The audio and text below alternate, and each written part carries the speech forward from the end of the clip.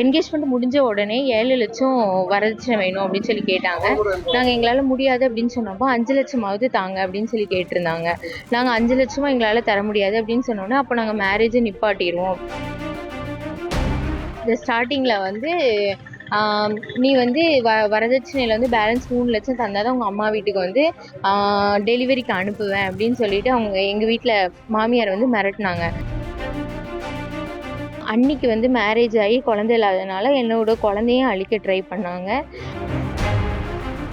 Exam போயிட்டு வரும்போது என்னோட மெடிக்கல் சம்மந்தமான எல்லா சர்டிஃபிகேட்டையும் வந்து ஒழிச்சு வச்சுட்டாங்க.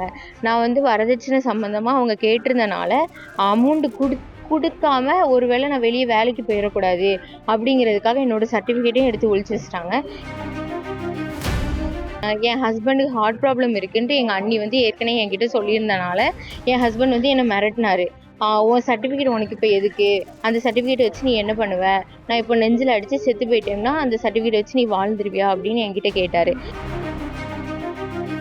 அப்பா மேலே எங்கள் அப்பா வந்து கொலை மிரட்டல் விடுறதா வந்து என் ஹஸ்பண்ட் வந்து டிசம்பர் 26 எங்களுக்கு மேரேஜ் ஆச்சு. மேரேஜுக்கு முன்னாடி ஸ்டார்டிங்கில் அலைன்ஸ் பேசும்போது வந்து வரதட்சணை எதுவும் வேண்டாம், சீர்வரிசை பொருட்கள் எதுவும் வேண்டாம், அதுக்கப்புறமா வந்து உங்கள் பொண்ணோட மேல் படிப்புக்கு நாங்கள் ஹெல்ப் பண்ணுவோம், இஎம்ஐயும் நாங்களே கட்டிப்போம், அதுக்கப்புறமா உங்கள் பொண்ணுக்கு எலக்ட்ரோபதி மெடிக்கல் வச்சு கொடுப்போம், கிளினிக் வச்சு கொடுப்போம், இதெல்லாம் சொல்லி தான் மேரேஜ் பண்ணாங்க. மேரேஜ் பண்ணதுக்கப்புறமா என்கேஜ்மெண்ட் முடிஞ்ச உடனே 7,00,000 வரதட்சணை வேணும் அப்படின்னு சொல்லி கேட்டாங்க. நாங்கள் எங்களால் முடியாது அப்படின்னு சொன்னப்போ 5,00,000 தாங்க அப்படின்னு சொல்லி கேட்டிருந்தாங்க. நாங்கள் 5,00,000 எங்களால் தர முடியாது அப்படின்னு சொன்னோன்னே அப்போ நாங்கள் மேரேஜை நிப்பாட்டிடுவோம் அப்படின்னு சொல்லி மிரட்டினால நாங்கள் எங்களால் முடிஞ்ச அளவுக்கு கடன் வாங்கி 2,00,000 கொடுத்துருந்தோம். கொடுத்ததுக்கு அப்புறமா வந்து மேரேஜ் ஆச்சு. மேரேஜுக்கு அப்புறமா வந்து நான் கன்சீவ் ஆயிருந்தேன். கன்சீவ் ஆகி இப்போ வந்து எனக்கு 5 months கம்ப்ளீட் ஆயிருக்கு. கன்சீவ் ஆகி ஸ்டார்டிங்கில் வந்து நீ வந்து வரதட்சணையில் வந்து பேலன்ஸ் 3,00,000 தந்தால் தான் உங்கள் அம்மா வீட்டுக்கு வந்து டெலிவரிக்கு அனுப்புவேன் அப்படின்னு சொல்லிட்டு அவங்க எங்கள் வீட்டில் மாமியார் வந்து மிரட்டினால நான் வந்து ஃபஸ்ட்டு எங்கள் வீட்டில் அதை இன்ஃபார்ம் பண்ணேன். ஆனால் எங்கள் வீட்டில் நம்ம ஃபஸ்ட்டே இந்த மாதிரி தான் பேசியிருக்கோம் அப்படின்னு சொல்லிட்டு அதை விட்டுட்டாங்க. அதுக்கப்புறமா நான் வந்து மேல் படிப்பு எக்ஸாம் எழுதுறதுக்காக வந்து கடையநல்லூர் போகணுன்ட்டு இருந்தேன். அந்த டைமில் வந்து அப்போ தான் பேபி கன்ஃபார்ம் பண்ணியிருந்தோம். அன்னிக்கு வந்து மேரேஜ் ஆகி குழந்தை இல்லாதனால என்னோட குழந்தையும் அழிக்க ட்ரை பண்ணாங்க. கடையநல்லூருக்கு எக்ஸாமுக்கு போகும்போதும் வண்டியில் கொண்டு போகும்போதும் பேபி அழிக்கிறதுக்காண்டி ட்ரை பண்ணாங்க. அதுக்கப்புறமா வந்து நான் 2 weeks கழித்து திருப்பி வேலூர் எக்ஸாம் போயிட்டு வரும்போது என்னோட மெடிக்கல் சம்மந்தமான எல்லா சர்டிஃபிகேட்டையும் வந்து ஒழிச்சு வச்சுட்டாங்க. நான் வந்து வரதட்சணை சம்மந்தமாக அவங்க கேட்டிருந்தனால அமௌண்ட்டு கொடுக்காம ஒருவேளை நான் வெளியே வேலைக்கு போயிடக்கூடாது அப்படிங்கிறதுக்காக என்னோட சர்டிஃபிகேட்டையும் எடுத்து ஒழிச்சு வச்சுட்டாங்க.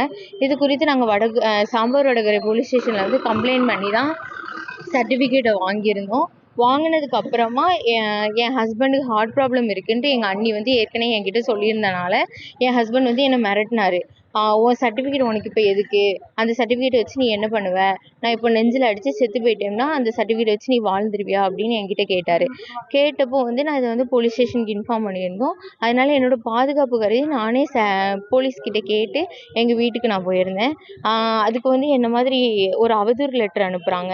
எங்கள் போலீஸ் ஸ்டேஷனில் கம்ப்ளைண்ட் பண்ணி நாங்கள் வந்து போலீஸை கூட்டிகிட்டு வந்து கலகம் பண்ணி அவங்க வீட்டிலேருந்து எங்கள் அப்பா என்னை கூட்டிகிட்டு போய் எங்கள் அப்பா கூட வச்சுக்கிட்டாங்க அப்படிங்கிற மாதிரி அவதூறு லெட்டர் வந்து அனுப்பியிருக்காங்க. அனுப்புனதுனால நாங்கள் என்ன பண்ணணும், மகளிர் போலீஸ் ஸ்டேஷனில் வந்து கம்ப்ளைண்ட் பண்ணியிருந்தோம். மகளிர் போலீஸ் ஸ்டேஷனில் வந்து இதுக்கு விசாரணை நடந்தபோது அவங்க வந்து டெலிவரி முடிகிற வரைக்கும் அவங்க வந்து அவங்க அம்மா வீட்டில் இருக்கட்டும், டெலிவரி முடிஞ்சதுக்கு அப்புறமா வந்து நீங்கள் தனிக்குடித்தனம் போங்க அப்படிங்கிற மாதிரி பேசி முடிச்சிருந்தாங்க. அது வரைக்கும் வாரத்துக்கு ஒரு நாள் வந்து பார்த்துட்டு போகணும் அப்படிங்கிற மாதிரி சொல்லியிருந்தாங்க. ஆனால் என் ஹஸ்பண்ட் வந்து எல்லாத்துக்குமே சம்மதங்கிற மாதிரி எழுதி கொடுத்துட்டு ஆனால் எதையுமே ஃபாலோ பண்ணல. அதை 2வது நாங்கள் போலீஸோட கவனத்துக்கு கொண்டு போனப்போ அவங்க வந்து 2வது விசாரணைக்கு கூப்பிட்டப்போ வரவே இல்லை. வராததுனால என்ன பண்ணியிருந்தோம், நாங்கள் கலெக்டர் ஆஃபீஸில் திருப்பி கம்ப்ளைண்ட் பண்ணியிருந்தோம்.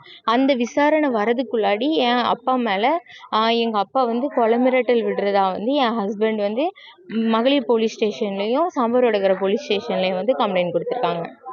அது குறித்து நடவடிக்கை எடுக்கிறதுக்காக வேண்டுகிறேன். அதாவது உங்க ஹஸ்பண்ட் என்ன பண்றாரு? இன்னைக்கு எதுக்காக இங்க வந்திருக்கீங்க? இன்னைக்கு வந்து என் ஹஸ்பண்ட் வந்து 2 இடத்துல தவறான புகார் குடுத்துருக்காங்க. அந்த 2 புகாருக்கும் காரணம் என்னன்னு கேட்கறதுக்காகவும், நாங்க ஆல்ரெடி குடுத்த புகாருக்கு வந்து அவர் ஃபாலோ பண்ணல. ஏன் அத ஃபாலோ பண்ணலங்கிறது கேட்கறதுக்காகவும் தான் நாங்க புகார் குடுத்துருக்கோம்.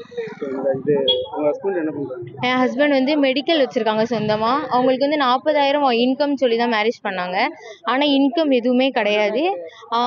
ஸ்கூல் வச்சிருக்காங்க. அந்த ஸ்கூல்ல வந்து மெடிக்கல்ல வேலை பார்க்காங்க. அவங்க அப்பா வச்சிருக்க சர்ச்சில் அவங்க அசிஸ்டண்டா இருக்காங்க. ஆனா இப்போ சர்ச்சு சொத்தையுமே வித்துட்டாங்க. ஸ்கூல்ல தான் எல்லாமே நடக்குது. ட்ரெண்ட ஃப்ரெண்ட் ஆக்கிக்கோங்க. தந்தி டிவியின் சப்ஸ்கிரைபர்ஸ் அண்ட் ஃபாலோவர்ஸ் குடும்பத்துல நீங்களும் இணையுங்க.